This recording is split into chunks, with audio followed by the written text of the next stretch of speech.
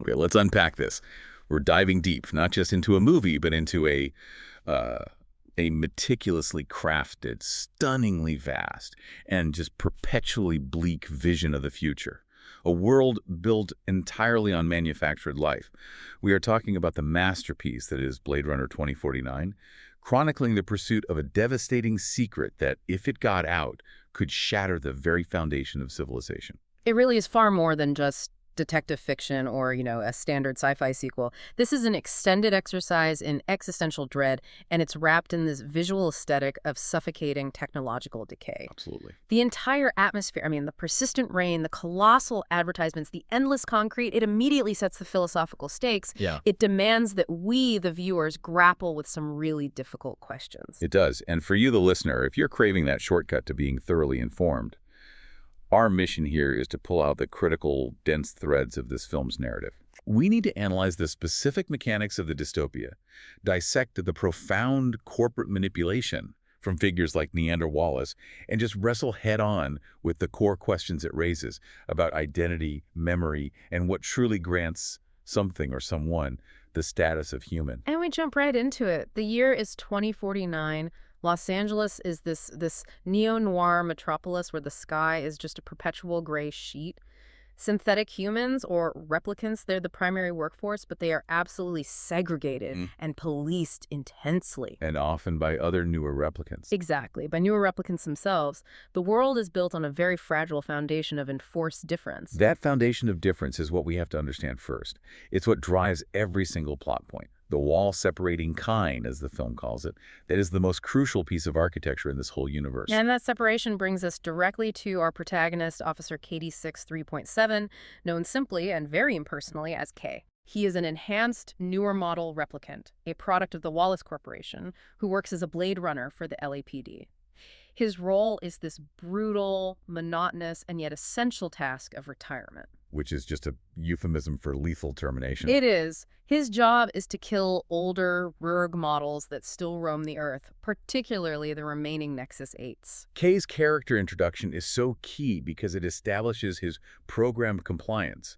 We see his detached professionalism instantly in the opening scene, where he's tracking down a former Nexus 8 named Sapper Morton. And Morton is found in this desolate agricultural setting outside the city, living quietly as a protein farmer. He's growing these massive vats of Wallace design protein, the necessary fuel for the masses. But Kay also notes that Morton is secretly growing illegal garlic. Yes. Which is such a small, illicit act of cultivating organic life that just completely defies the manufactured corporate world he's stuck in. In Morton's file, it suggests he was a colonial military-issue replicant, likely specialized as a combat medic, which hints at, high skill and a dangerous capability.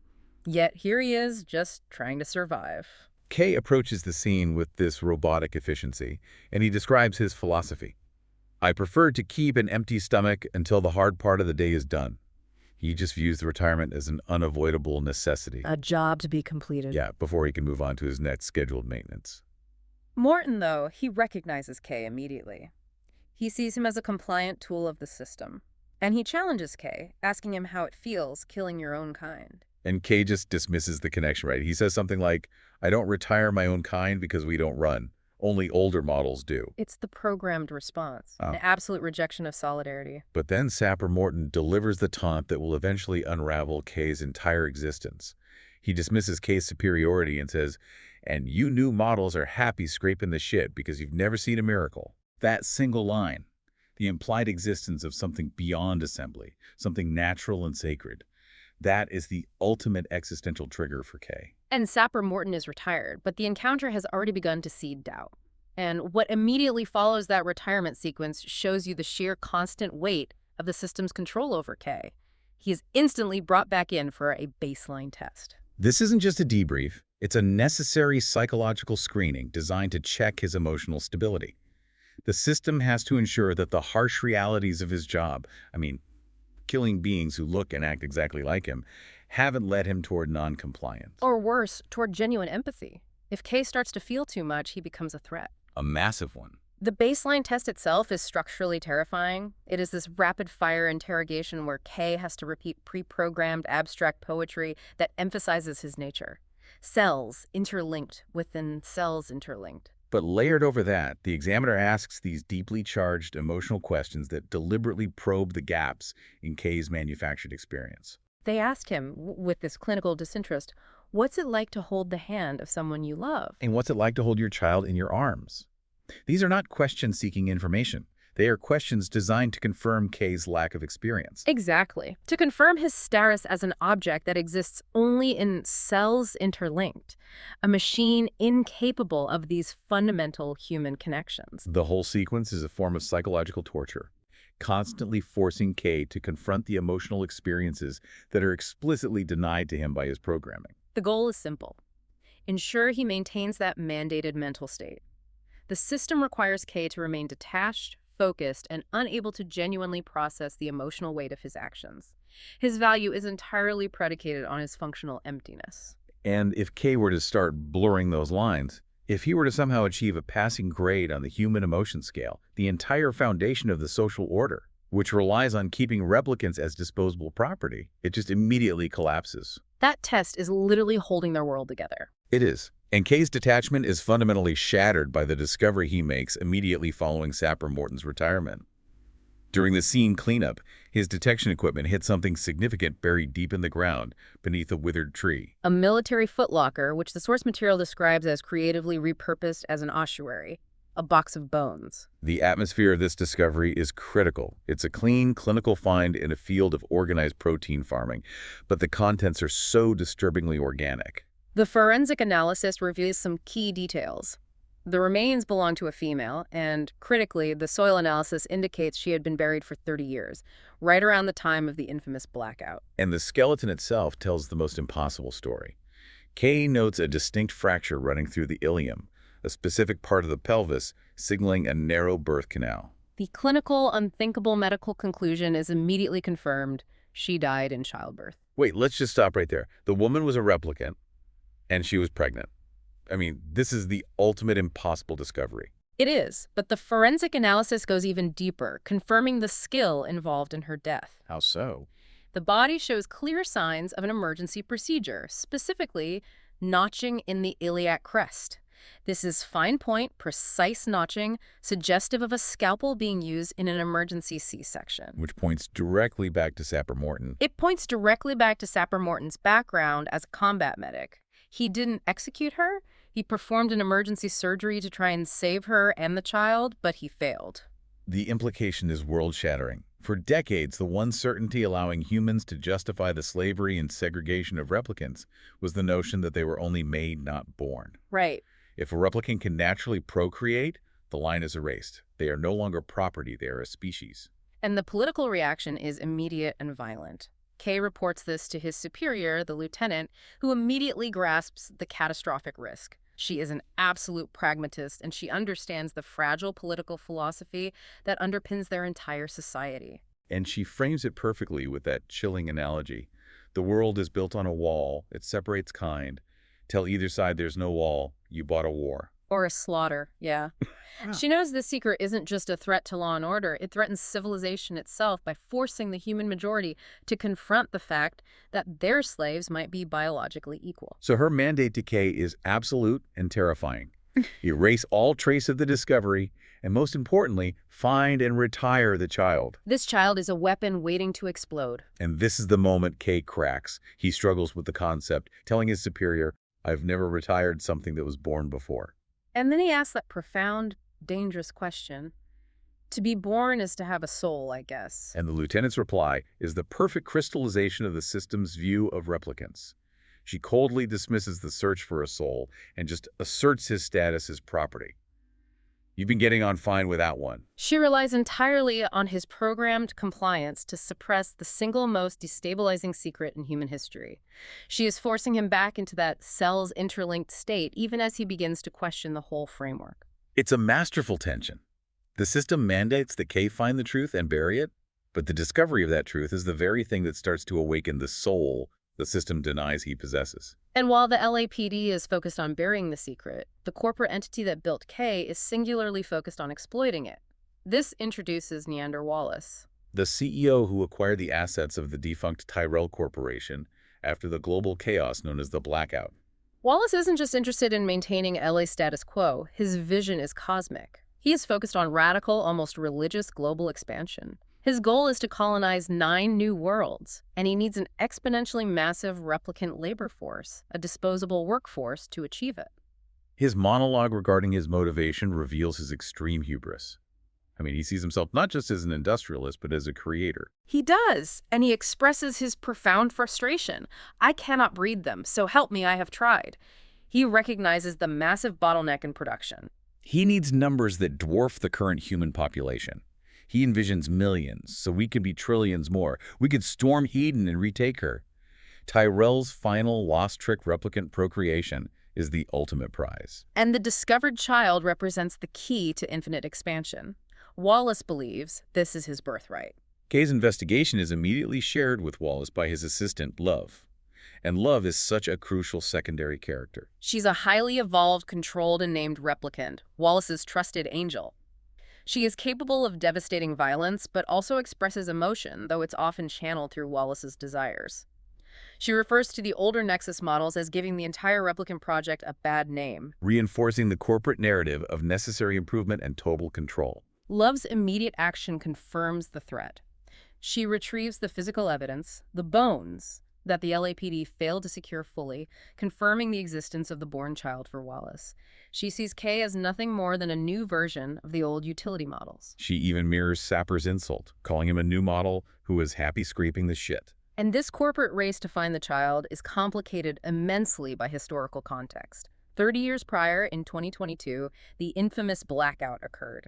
This global disaster was an attack, wiping out vast amounts of digital records worldwide. Photos, files, every bit of data, gone. The sources emphasize the constraint.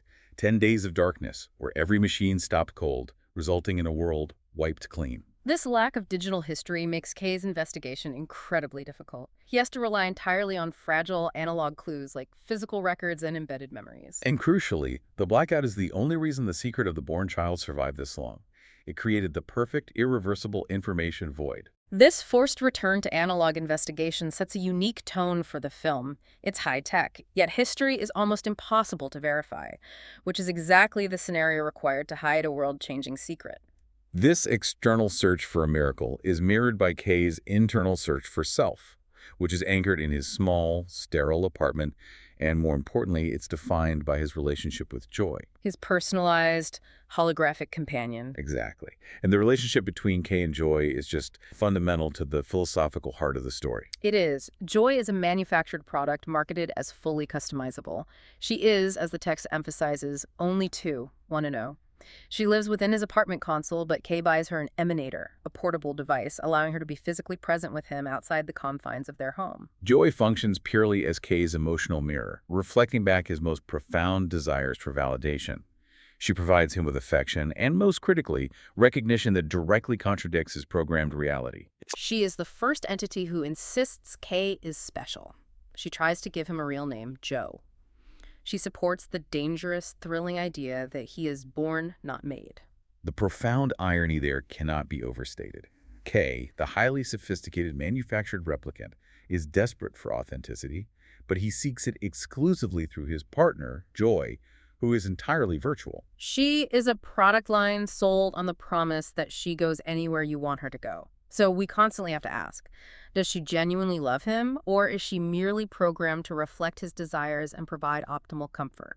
Her entire existence is based on algorithms of perfect compliance. So if Joy is programmed to provide Kay with the optimum emotional feedback loop, then her affirmation that he is special and unique is just a marketing feature. It could be.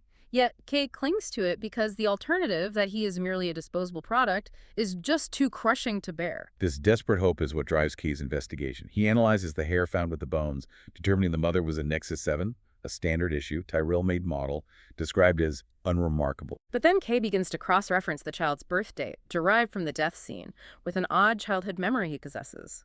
A memory he knows deep down feels too real to be factory issue. And this is where the personal and professional merge violently. Kay recounts his most poignant implanted memory. the wooden horse, carved with the precise date 6/10/21. He remembers being a boy, hiding the horse in a dark furnace, and then being brutally beaten by other boys, refusing to reveal the horse's location. He describes the scene to his superior, describing how terrified he was in the dark furnace, but how he still went in because this horse is all I have. And his superior praises this manufactured memory, interpreting it as programmed loyalty. Little Kay fighting for what's his, it's a good one. She sees the programming. Kay is starting to feel the emotional truth. And the date carved on the wooden horse, 6/10/21, proves to be the key coincidence. It matches the birth date of twins found in the surviving satellite crystal backup records. Children born on that date, and the analyst notes the identical DNA is impossible unless one of these isn't real, it's a copy. The records show one twin, a girl, died shortly after birth from a rare condition called Galatian syndrome at the Moral Coal Orphanage. The other twin, a boy, the one Kay suspects he is, disappeared. The specific use of Galatian syndrome is a fascinating detail. It's a specific, verifiable, but often fatal immune condition, making it the perfect medically sound cover story for why one child died and the other vanished. Kay investigates the physical location of the Moral Coal Orphanage. He finds that the digital records for that entire year were mysteriously erased, part of the cover-up. But the physical building, derelict and standing, is the exact site where his implanted memory supposedly took place. He finds the furnace, searches the dark, dusty recesses, and locates the exact wooden horse described in his memory. This physical confirmation is the point of no return. Kay is now convinced he is the miracle child. And to cement this belief, Kay takes the final logical step, finding Dr. Anna Stelline. She is established as the best memory maker in the business, a key Wallace subcontractor, responsible for constructing the detailed memories that make replicants feel authentic. Dr. Stelline works entirely in isolation, confined to a pristine quarantine chamber. She suffers from a severe, compromised immune system, meaning she lives a life of freedom so long as it's behind glass. This isolation makes her the perfect memory artist. She uses her imagination, honed by decades of confinement, to build the emotional core of the replicants who live the life she can only dream of. She explains the ethics, or lack thereof, in the memory trade. She tells Kay that memories are usually constructed because it's illegal to use real memories. The risk of using actual experience is too destabilizing. And she confirms the artistry involved in her work. We recall with our feelings, anything real should be a mess, not just detailed data. She crafts the messiness that makes the manufactured feel authentic. Kay presents her with the wooden horse memory, asking her to examine its trace signature using her proprietary machine. This is the moment where Kay bets his entire identity. And the revelation is quiet but seismically powerful. Stelline, examining the trace, confirms the impossible truth. Someone lived this. Yes, this happened. I know it's real. She repeats it, cementing Kay's conviction. Kay is now Joe. He is born, not made. He has a soul. This revelation is so overwhelming that it immediately compromises his programming, his core functionality, and his very relationship to the system he serves. And we immediately see the breakdown in his subsequent baseline test back at the LAPD.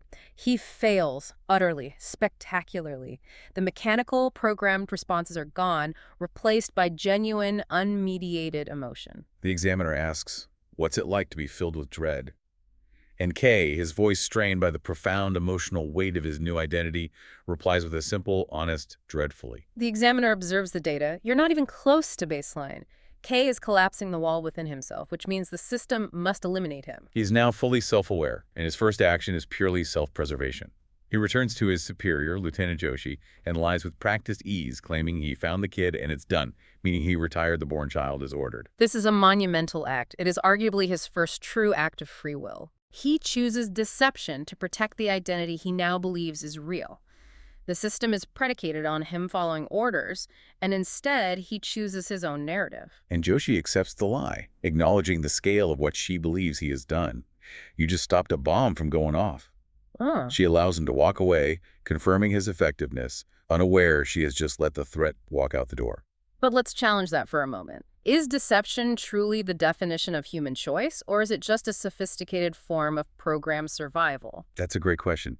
Did Kay act freely, or was he merely programmed to survive an existential threat? I think the film suggests that the intent behind the choice, the protection of his perceived identity, is what matters, not the action itself. I agree. The choice is made from a place of genuine, intense feeling, which is the quality the system denies him. He chose self-determination over institutional mandate. It is the beginning of his journey toward authentic humanity, even if that humanity is built on a lie. Believing he's the miracle child, Joe K makes his next major choice, severing his remaining ties to the controlled reality of the city and taking Joy with him. Which brings about Joy's ultimate sacrifice. The necessity of Joy's transfer is paramount. Kay needs her, but to be truly free, she must be untethered from the apartment console. Transferring Joy fully to the portable emanator requires deleting her core data from the main system. A terrifying digital commitment. It is. But Joy insists, viewing this as a necessary step toward her own authenticity and her role as his companion. She tells Kay, "I want to be real for you." Kay hesitates, reminding her of the risk. If the portable emanator is destroyed, you're gone. And she replies, with heartbreaking certainty, "Yes, like a real girl." This act solidifies her devotion and Kay's commitment to his near-fragile identity. He deletes her core programming, trusting the portable device completely. It's such a deep dive into manufactured love. Joy is designed to please, but in this moment she chooses oblivion over safety, solely to affirm Kay's perceived humanity and her relationship with him. It forces the question, can a deep enough illusion of love become love itself? Kay now follows the only physical lead he has left. The unique, subtle radiation signature he detected on the wooden horse. This signal guides him far outside the polluted gloom of the city, out into the desert ruins of Las Vegas. The long-abandoned site of a dirty bomb. The visual change here is so dramatic, moving from crowded verticality to dust-choked, silent, horizontal ruin. The source notes that nobody lives there, confirming its utter desolation. In the decaying, dust-choked remnants of a once luxury casino, Kay finds the key to the entire mystery. Rick Deckard. The original Blade Runner, who has been living in isolation, protecting his secret for decades. The atmosphere is charged with paranoia. Deckard immediately tries to fight Kay, believing him to be another threat sent by Tyrell or Wallace, but Kay eventually subdues him and the confrontation moves to dialogue. And Deckard confirms the replicant mother's identity, Rachel. He explains the coordinated plan that followed her death, scrambling the records during the blackout and his necessary disappearance, all to ensure the child would never be found. Never taken apart, dissected by corporate forces. Deckard reveals the profound, agonizing choice he made as a parent, an act of love defined by distance. Sometimes, to love someone, you gotta be a stranger. He chose exile and separation to guarantee the safety of his child from the relentless, violent system that killed Rachel and sought to consume their offspring. His absence in this world was the ultimate expression of care. The narrative takes on an epic quality here. Kay, thinking he is the son, finds his father, the legendary Blade Runner, who has been hiding in a radioactive tomb for 3 decades. The convergence of these two figures, the original and the new, is emotionally potent, even though the foundation of Kay's belief is soon to be ripped away. The brief, tenuous peace in Vegas is violently shattered. Love and Wallace's forces track Kay via his own implanted memories, which Wallace must have access to, confirming that Kay has been compromised from the start. Love attacks the building, captures Deckard, and intends to force him to reveal the child's true location. And in this chaotic extraction, the true emotional devastation occurs. Love finds Joy's portable emanator. She crushes it with her boot, slowly, meticulously. That single small act signifies Joy's final, irreversible death, the catastrophic destruction of Kay's most comforting, necessary illusion. It's a moment designed to crush the viewer as much as Kay Joy insisted on the portability, on the risk, defining it as being like a real girl. Now she is gone, proving that even a powerful, algorithm-driven illusion cannot survive true physical violence. Kay's hope, his personalized echo of love, is extinguished. Kay is left wounded and adrift, but he is rescued by Freysa, Seppermorton's comrade, and the fierce, determined leader of the growing replicant freedom movement. And this meeting is where the truth, the full, complicated truth is revealed, ripping away Kay's heroic delusion. Freysa's revelation is brutal. She confirms that Kay's deeply felt, real childhood memory, the wooden horse, the furnace, the beating, was not his own. He was implanted. Implanted from the real born child's life, not his own. Kay was a magnificent, tragic decoy. He was meticulously designed and placed in the LAPD as a distraction, a replicant with a real memory embedded in his construct, to mislead anyone searching for the truth. Freysa delivers the crushing line that shatters Kay's sense of self. "You imagined it was you? We all wish it was us. That's why we believe." This is the moment Kay transcends his program narrative. He learns he is not the Messiah, but a manufactured vessel. And Freysa confirms that the miracle child was a girl. Rachel had a daughter. Freysa immediately shifts the conversation from personal identity to political revolution. She emphasizes the profound political meaning of the born replicant, stating that this child represents liberation. We are our own masters, she says, and will prove they are more human than humans. The new mission is instantly clear and impossible. Kay is instructed by Freysa to kill Deckard. Not out of malice, but as a strategic necessity, preventing Wallace and Love from finding the true symbol of the revolution. Freysa frames this ultimate act of sacrifice as the path to true earned humanity.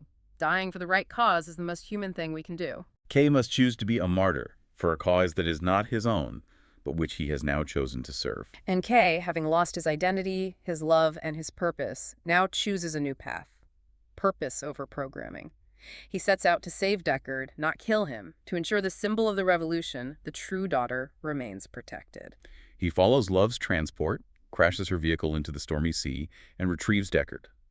The final brutal showdown with Love is the true climax of Kay's journey. Love, in her programmed hubris and self-actualization, screams, "I'm the best one," just before Kay finally defeats and retires her.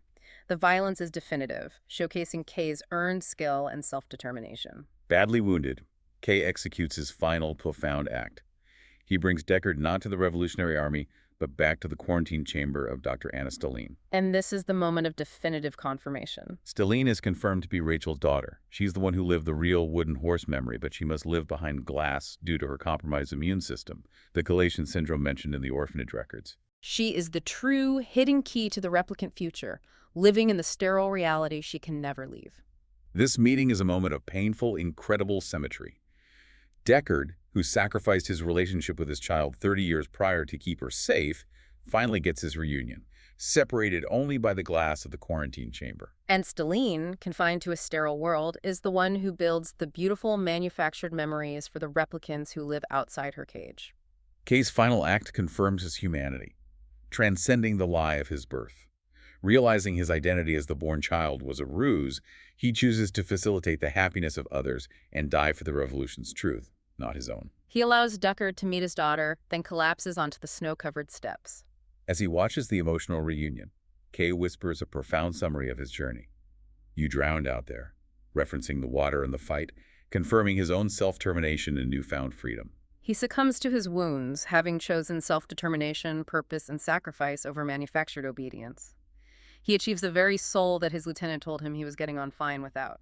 The irony is so rich. Kay, the manufactured replicant, performs the ultimate, self-sacrificing human act, enabling the future for the two biological humans, Deckard and Stelline, he was originally ordered to kill. Is perfect. So what does this all mean? The film challenges the assumption that biological birth is what confers a soul or humanity. Kay, the manufactured replicant, achieves true humanity not through the accident of birth, which he didn't have, but through authentic feeling, free will, and ultimate self-sacrifice. He earns his soul. Exactly. The key philosophical takeaway constantly loops back to Wallace's cruel question to Deckard. Was there connection, love, or mathematical precision? Right. The film suggests that even if Deckard and Rachel were designed to find each other, the resulting parental choice was an act of genuine love and protection.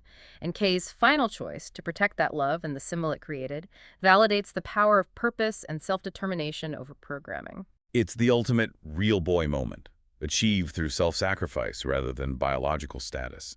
Kay went from a serial number to the hopeful Joe, and finally to a martyr who enabled the future of his kind. He went through the crucible of self-discovery and found that having a real memory is not what makes you real. Choosing what you do with that memory is. And this brings us to the profound and slightly terrifying conclusion of the entire narrative. The most shocking revelation isn't that replicants can breed or that Kay was a decoy. No, it's that the true miracle child, the hope and symbol of the revolution, is the person confined to the sterile chamber, Dr. Anna Stelline, who is designing the artificial memories for the next generation of replicant workers. Wait, let's sit with that paradox. She is the symbol of freedom, the key to biological reproduction, the most important being in the coming war against humanity. Yet, she is entirely confined, living a life of freedom, yes, but only behind glass due to her rare, compromising condition. She is literally creating the illusions that maintain the status quo, building the internal worlds for the slaves, while simultaneously serving as the ideological leader of the revolution. Her power is absolute, but her physical confinement dictates her reality. So here's the final provocative thought we leave you with. What impact does having the memory designer leading the revolution have on the definition of real freedom? If the path to liberation is guided by a leader who must constantly craft illusions for others, what does that say about the authenticity of the freedom they are fighting for? You have to consider the implications of a leader confined to a sterile chamber, building a beautiful, free world she can only dream of for others, while simultaneously creating the false memories that allow the cycle of replicant subservience to continue.